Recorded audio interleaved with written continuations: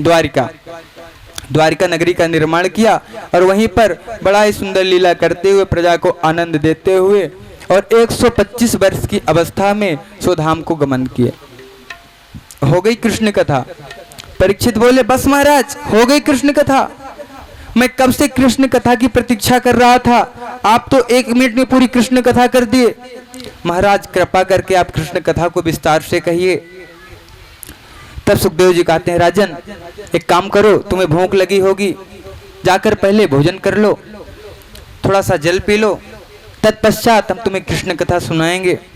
परीक्षित कहते हैं, महाराज जो ठाकुर की सुंदर कथा आप सुना रहे हैं ना, उससे मेरा भूख और प्यास दोनों मिट गया है। अब मुझे ना भूख लग रही है ना मुझे प्यास लग रही है, मुझे तो ऐसा लग रहा है कि आप बिल्कुल ठाकुर की कथा को सुनाते रहें जिस प्रकार से आपको लग रहा है कितना जल्दी नंदोत्सव हो जाए, कितना जल्दी नंदोत्सव हो जाए।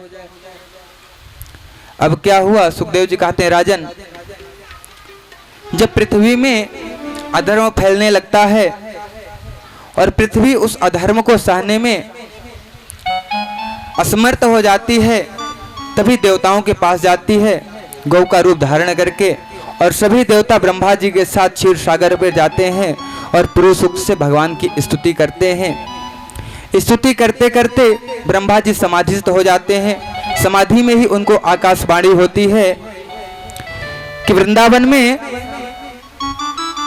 भगवान का जन्म होगा कृष्ण के रूप में, आप सब ब्रिज में जाओ और भगवान के सहयोग में अपना अपना समय व्यतीत करो, अपना अपना योगदान दो।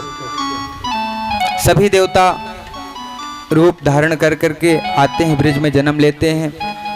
इधर वसुदेव जी के महाराज विवाह हुआ। विवाह किसके साथ हुआ? देवकी के साथ। देवकी को ब्याह कर वसुदेव जी ला रहे थे। कंस देवकी का सौतेला भाई है, सोचा कि अपनी बहन को कुछ दूर छोड़ा हूँ, छोड़ने के लिए रथ से ला रहा था, उसी समय आकाशवाणी हुई, अरे कंस तू जिस बहन को इतना प्रेम कर रहा है उसको छोड़ने के लिए जा रहा है, इसी बहन के अष्टम गर्भ से तेरा काल उत्पन्न होगा जो तुझे मार देगा। जैसे इस बात को आकाशवाणी को कंस सुना, बिल्कुल बौखला गया और तुरंत अपनी तलवार निकाल ली और देवकी को रथ से नीचे गिरा लिया। और जैसे मारने के लिए किया तो वसुदेव जी कंस को पकड़ लेते हैं। बोले, कंस एक बात बताओ, आकाशवाणी ने तो ये कहा है कि देवकी का अष्टम गर्भ तुम्हारा काल होगा, ये तो नहीं कहा है कि देवकी ही तुम्हारी काल है। बोले, हाँ ये बात तो सही है, पर बोले अब क्या करें? बोले एक काम करो, तुम्हें देवकी के अष्टम गर्भ से भय है ना, तो देवकी के जैसे ही कोई पुत्र होगा तुम्हें लाकर तुम्हें सौंप दूंगा, उससे तुम चाहे मारना चाहे छोड़ना, जो इच्छा होगी वो करना। सुखदेव जी कहते हैं, राजन कंस इस बात को मान लेता है और देवकी और वसुदेव को कारागार में डाल देता है। जब पहला पुत्र हुआ तो वसुदेव जी अपनी प्रतिज्ञा के अनुसार लाकर कंस को दे देते हैं। कंस सोचा ये तो निरपराध बालक है, इसको क्यों मारूं, ये क्या बिगाड़ा है, अष्टम गर्भ मेरा काल है, अष्टम गर्भ को ही मारूंगा। उसको छोड़ देता है, बोले ले जाओ इसको। उसी समय नारद जी आते हैं। नारद जी बोले, कंस एक बात बताओ, ये कमल की पंखुड़ी है, इधर से गिनाए 1 2 3 4 5 6 7 8, फिर इधर से गिनाए फिर से 8 हो गया।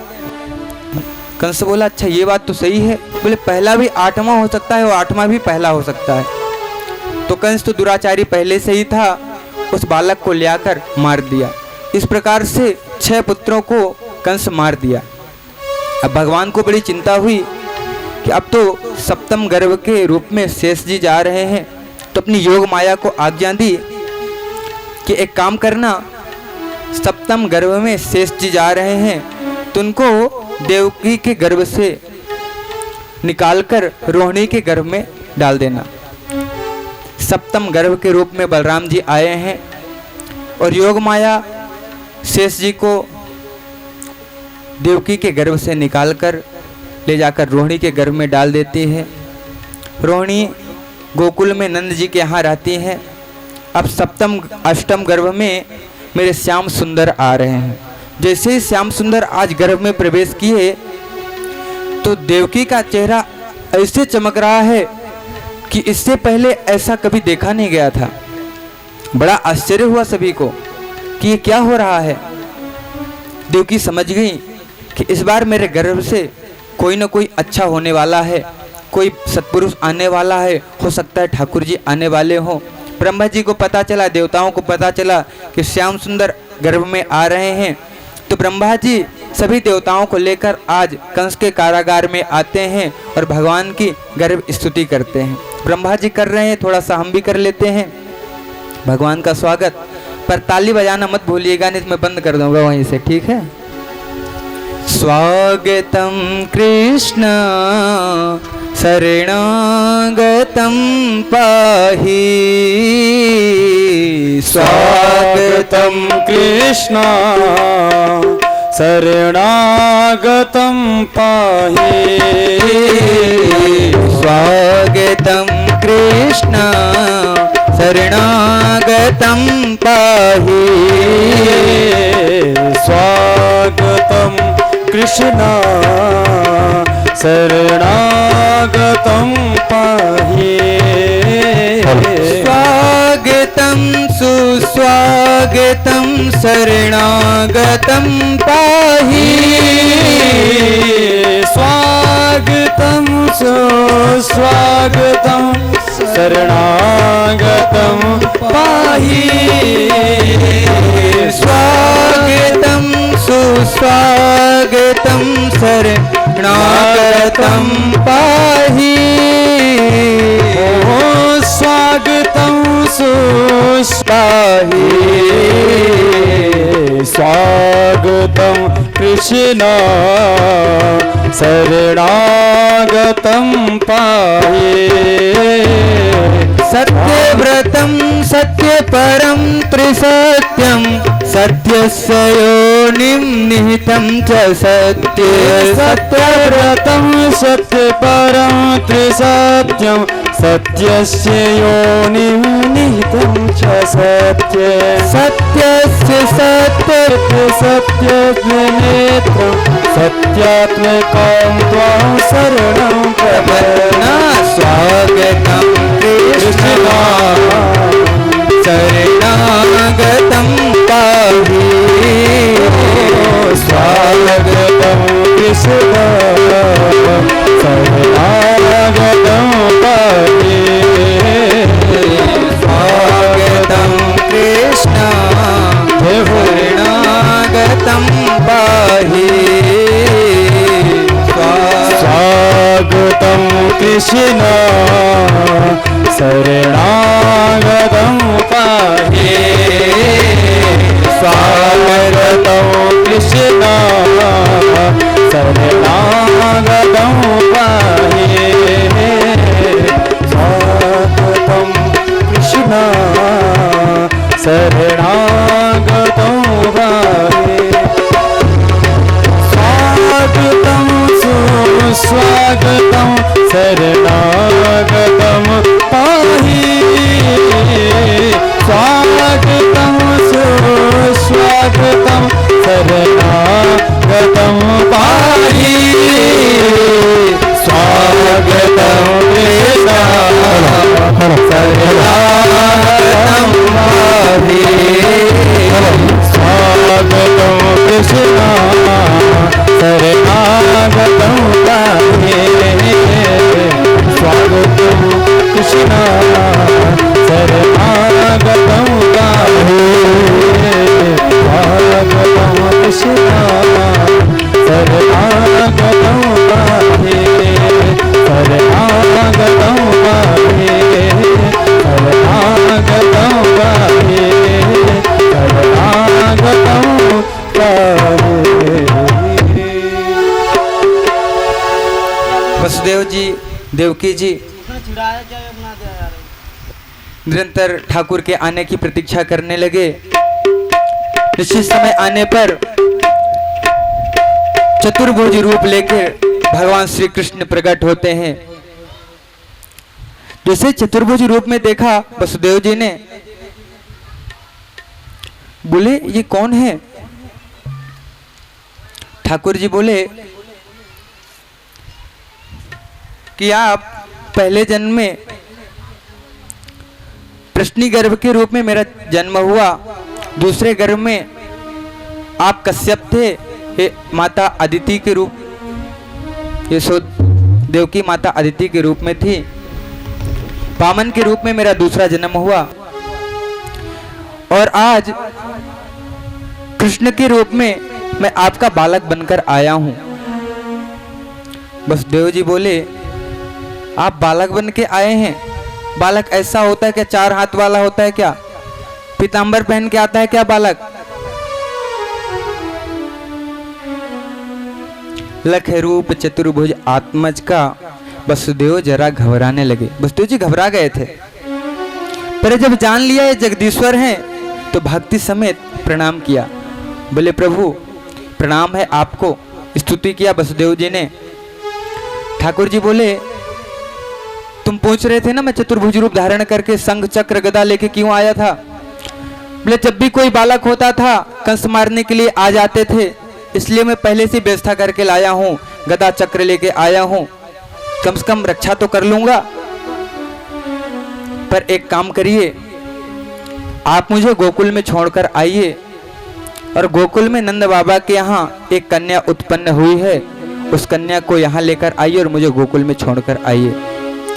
वसुदेव जी कहते हैं प्रभु छोड़ करता हूँ, पर हाथ में हथकड़ी लगी है, पाँव में बेड़ी लगी है, प्रभु कैसे चलूंगा? भगवान बोले इसकी चिंता मत करो, ये सब खुल जाएंगे। और ठाकुर जी छोटे से बालक के रूप में हो गए। हो वसुदेव जी बंधन मुक्त हुए, खुले द्वार स्वयं नाभिरा में किया। हो वसुदेव जी बंधन मुक्त हुए, खुले द्वार नाभिरा में किया। भगवान को गोद में ले अविलंब, प्रयाण श्री गोकुल धाम किया, प्रयाण श्री गोकुल धाम किया। वसुदेव जी श्याम सुंदर को गोद में लेके गोकुल की ओर जाते हैं। जैसे श्याम सुंदर को लेने की चेष्टा करते हैं, हाथ की हथकड़ी खुल जाती है, पाँव की बेड़ी खुल जाती है, पहरेदार सब सो जाते हैं, और श्याम सुंदर को लेकर आज वसुदेव जी गोकुल में जाते हैं। और गोकुल में यशोदा की कन्या हुई थी, पर यशोदा को योग माया ने अचेत कर दिया था, यशोदा को कुछ पता नहीं था। वसुदेव जी अपने बालक को यशोदा की स्टेज में सुलाकर आ गए, यशोदा की कन्या को लेकर पुनः वापस कारागार में आ गए। जैसे ही कारागार में वापस आए तो अपने आप हथकड़ी बेड़िया अपने आप जकड़ गई, द्वारपाल सब जग गए। और जैसे ही द्वारपाल सब जगे तो क्या देखा कि कारागार में एक शिशु का जन्म हो गया है। सभी दौड़ते हुए कंस के पास गए, बोले महाराज आपका काल अष्टम गर्भ के रूप में आ गया, महाराज जल्दी चलो। कंस भी निरंतर चिंतन कर रहा था श्याम सुंदर का कि अब आएगा मेरा अष्टम गर्भ, अब आएगा मेरा अष्टम गर्भ।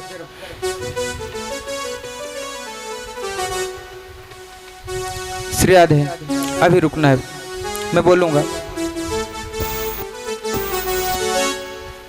कंस निरंतर चिंतन कर रहा था कि अब मेरा अष्टम गर्भ के रूप में काल आएगा, क्योंकि आकाशवाणी ने कहा था। अब जैसे ही कंस के सैनिक उस शिशु को ले जाते हैं, वो पुत्र तो नहीं था, वो तो कन्या थी। कंस ने जैसे ही उसको देखा चौंक गया कि अरे आकाशवाणी ने तो ये कहा था कि अष्टम गर्भ, जो अष्टम गर्भ से बालक उत्पन्न होगा तो तुम्हारा काल होगा। ये बालक तो नहीं, तो बालिका है। बड़ा क्रोधित होता है कंस, बोले बालक हो या बालिका हो सकता है, बालिका माया, भगवान की माया का क्या वो भरोसा, हो सकता है बालिका ही बालक बन जाए और मुझे मार दे। तो उस कन्या कोई और नहीं, देवी वैष्णवी थी, ऊपर आकाश में चली जाती है और 8 रूप 8 हाथ धारण करके बोलती, अरे दुष्ट कंस, मुझे मारने से तुझे क्या मिलेगा? तुझे मारने वाला तो ब्रिज में जन्म ले लिया है। अब कंस और चक्कर में ब्रिज में जन्म ले लिया है। बोले महाराज अब क्या करें? उधर कंस बड़ी टेंशन में है, तो उसको टेंशन में रहने दीजिए, हमारा क्या जाता है, हम क्यों टेंशन ले कंस के लिए? ठीक है, हम तो आनंद लेंगे कहाँ, गोकुल में। हाँ, टेंशन लेने क्या जरूरत है, कंस ले रहा है उसको लेने दीजिए। अब हम सब गोकुल चलेंगे। अब क्या हुआ, गोकुल में जो नंद जी की बहन थी नंदा और सुनंदा, आज वृद्धावस्था में नंद बाबा के यहाँ कोई शिशु जन्म लिया है, कोई गर्भ में प्रवेश किया है। अब बड़े खुशी की बात है, वृद्धावस्था में भी कम से कम पुत्र होगा तो सही। अब निरंतर डेली नित्य प्रतिदिन इंतजार में कि अब होगा अब होगा। अब नंद बाबा डेली लेटा हुआ है, सुंदर समझ गई कि जन्म हो गया, पर उसकी हिम्मत नहीं पड़ रही देखने के लिए कि इतने वृद्धावस्था में तो हुआ, और हो सकता है लड़का नहीं लड़की हो गई तो फिर सब तो चौपट हो जाएगा। अब सुनंदा जाती है बड़ी हिम्मत करके, कपड़ा ढका हुआ था, हे प्रभु इस बार लड़का हो जाए, फिर भले ही लड़की हो जाए, इस बार लड़का हो जाए। बड़ी हिम्मत बांध के जैसे ही कपड़ा निकालती है तो क्या देखती है कि लाला आ गया है। क्या हुआ, नंद जी के यहाँ लाला आ गया है। जय हो, बोलो बाल कृष्ण भगवान की। और क्या हुआ, आ गया आ गया आ गया रे आ गया आ गया आ गया आ गया आ गया मेरा नंद लाला आ गया आ गया आ गया मेरा नंद लाला आ गया हो आ गया आ गया आ गया रे आ गया आ गया आ गया। श्री राधे, सभी बैठे रहेंगे, कोई उठेगा नहीं अपनी जगह से, सबको लाला के दर्शन मिलेंगे, है ना। सभी अपनी अपनी जगह पे बैठ जाएं, बड़े धूमधाम से जन्मोत्सव मनाया जाएगा। पहले व्यासपीठ पे लाओ लाला को, पहले यहाँ लाओ। सभी बैठ जाएं, सभी माताओं से निवेदन, सही बैठ जाएं। पहले यहाँ लाओ भैया, आवाज कर दो उसकी सही, अब आवाज सही करो इसकी आप। श्री राधे,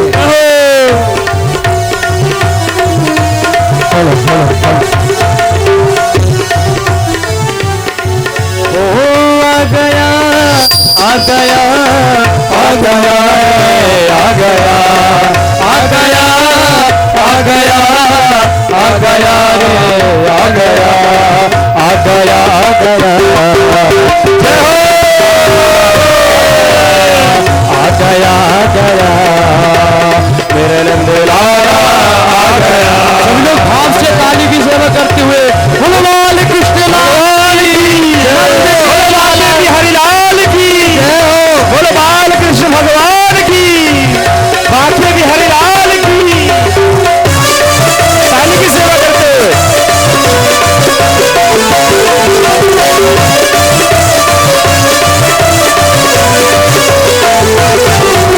हो जय हो श्री राधे।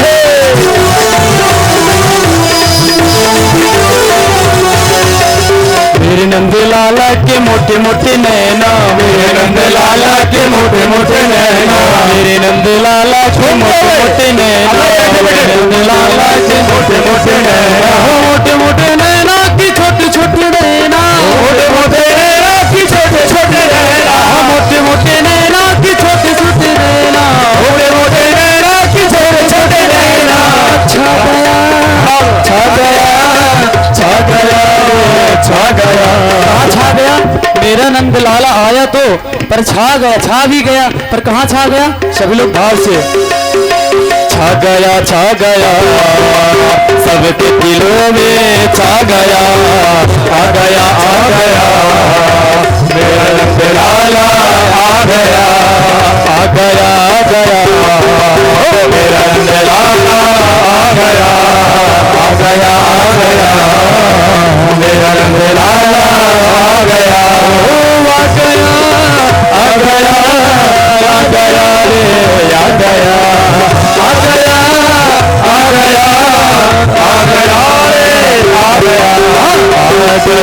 गया, मेरा नंद लाला आ गया, आ गया, आ गया, मेरा नंद लाला आ गया। दर्शन करो, लाला को बधाई दो, लेकिन यशोदा मैया की गोद में बिठाओ इनको।